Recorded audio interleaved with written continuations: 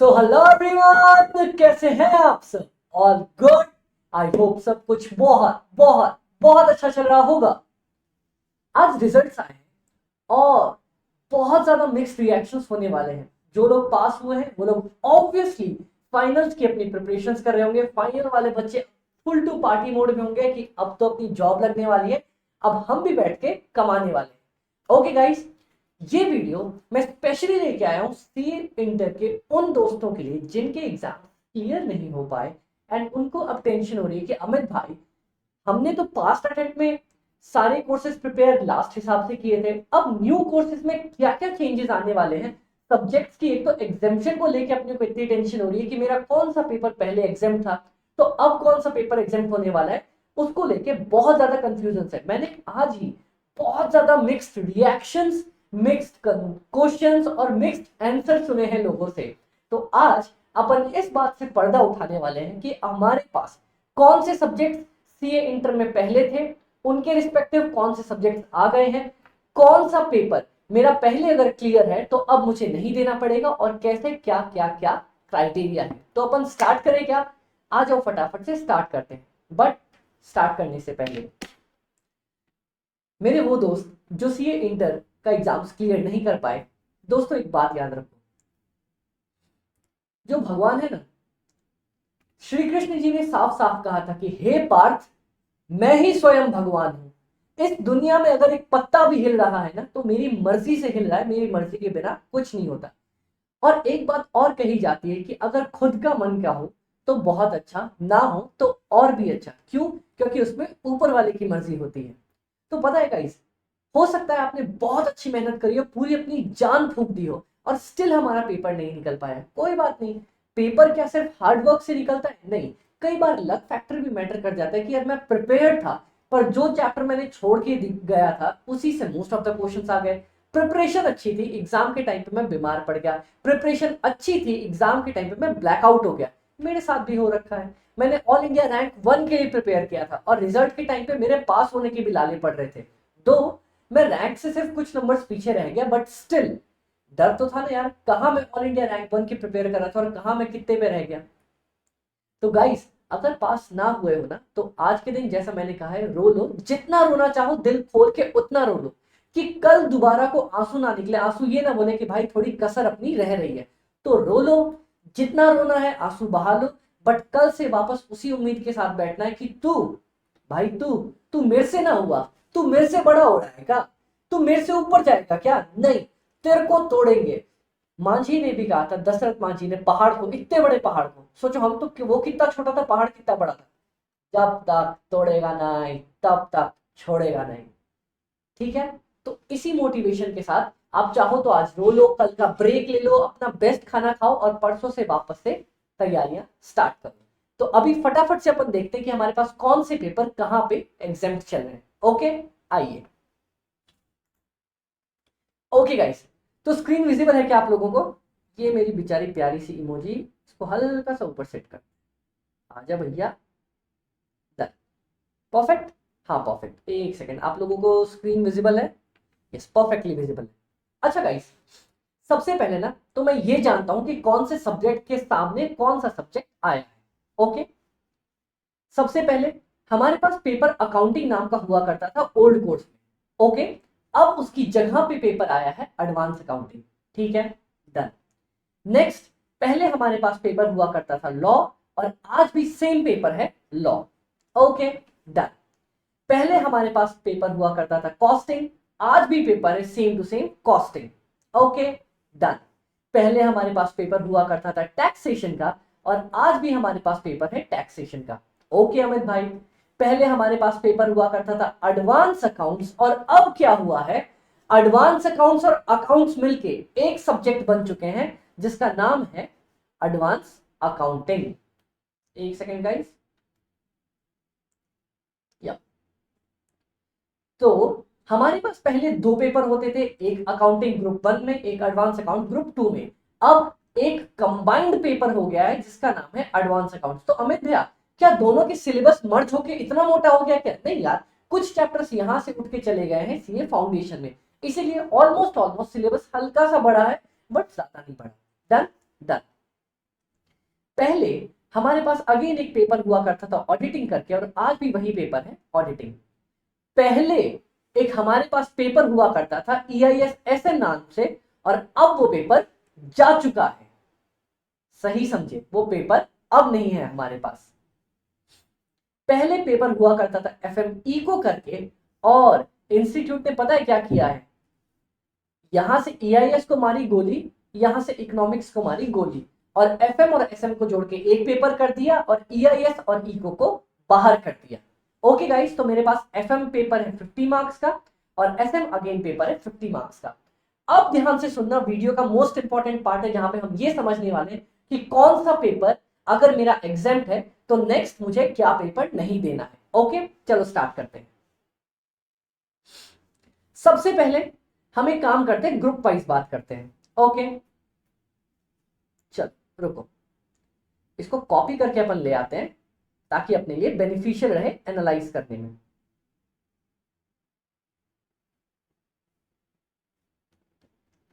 Copy और यहां पे पेस्ट।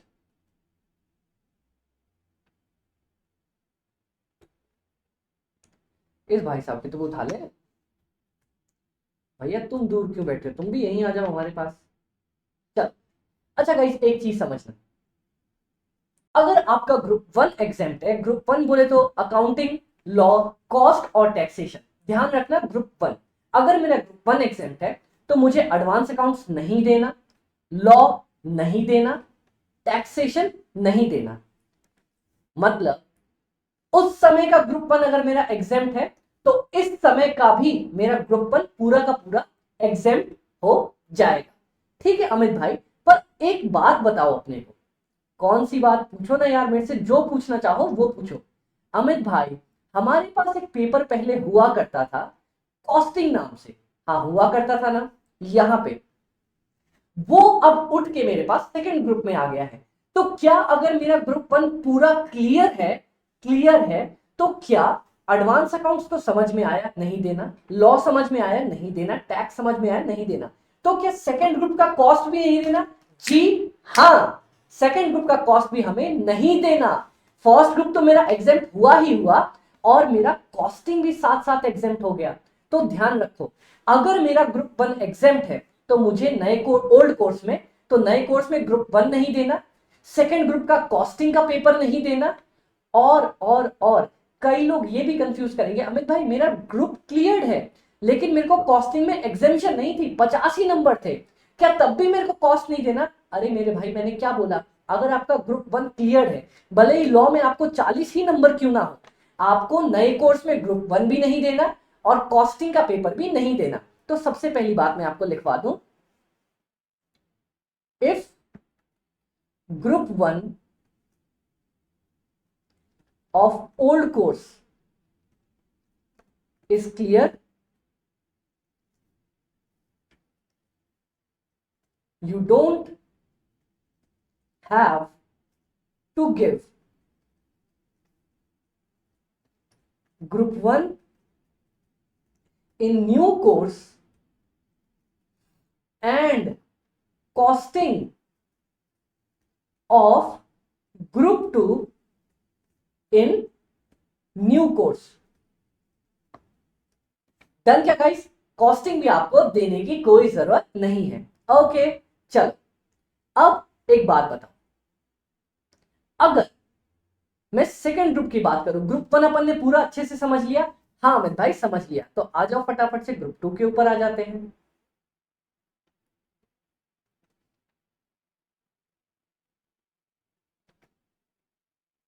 ये देखो, ग्रुप 2 का ये रहा।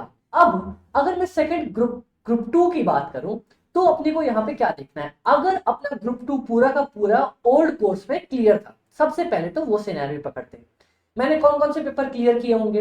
मैंने क्लियर किया होगा advance accounts, audit, EIS-SM, FME को। ओके ठीक है, तो एडवांस अकाउंट्स के आगे तो मेरा नए कोर्स में, ये ओल्ड ये न्यू, नए कोर्स में एडवांस अकाउंट्स ग्रुप 1 का ये तो एग्जाम्प्ट हो जाएगा। ऑडिट के अगेंस्ट ग्रुप 2 का ऑडिट एग्जाम्प्ट हो जाएगा। EIS और FME को के अगेंस्ट मेरा FME को ग्रुप 2 का एग्जाम्प्ट हो जाएगा। बाकी बचे हुए सारे पेपर मेरे को देने पड़ेंगे। मतलब कौन कौन से देने पड़ेंगे, देखो मेरे को देना पड़ जाएगा, मैं यहां पे लिख के बताता हूं। सबसे पहले ग्रुप 1 का ये तो निकल गया, तो ग्रुप 1 में मेरे को लॉ तो देना ही देना है, मेरे को टैक्स देना ही देना है, और ग्रुप 2 में कॉस्ट भी मेरे को देना पड़ेगा। क्यों? क्योंकि मैंने कॉस्टिंग खत्म नहीं किया था। ठीक है, तो अगर आपका ग्रुप 2 एग्जाम्प्ट है तो ये मत सोच लेना पूरा इधर का ग्रुप 2 भी एग्जाम्प्ट हो जाएगा, ना बाबा ना, बिल्कुल ना। अपना एडवांस अकाउंट्स के against advance account exempt, audit के against audit exempt, EISSM FMECO के अगेंस्ट FMSM एग्जाम्प्ट। तो सीधी सीधी ये बात समझो, इधर देखो,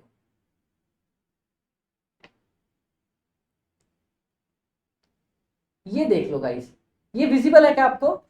एक सेकंड, हल्का सा, अब विजिबल होगा। हाँ, ये शेड्यूल ध्यान से देख लो। जो पेपर आपको अब नहीं देना ना इसमें, पुराने कोर्स में, वो उसके रिस्पेक्टिव सामने वाला पेपर मेरे को अब भी नहीं देना पड़ेगा। मान लो अगर मेरा ग्रुप 1 क्लियर है, ध्यान से सुनो, मान लो मेरा ग्रुप 1 क्लियर है, तो मुझे कौन कौन से पेपर नहीं देने? अकाउंट्स नहीं देना पड़ेगा, लॉ नहीं देना पड़ेगा, कॉस्ट नहीं देना, टैक्स नहीं देना। क्यों? क्योंकि मेरा ग्रुप 1 क्लियर है। इसीलिए मुझे नए कोर्स में कौन कौन से पेपर नहीं देने? एडवांस अकाउंट्स नहीं देना, लॉ नहीं देना, कॉस्ट भी नहीं देना, टैक्स भी नहीं देना। तो कौन कौन से पेपर देने पड़ जाएंगे? ऑडिट और FMSM। बस बात खत्म। ठीक है, खुद से बस इतना सवाल पूछो। कौन सा सवाल?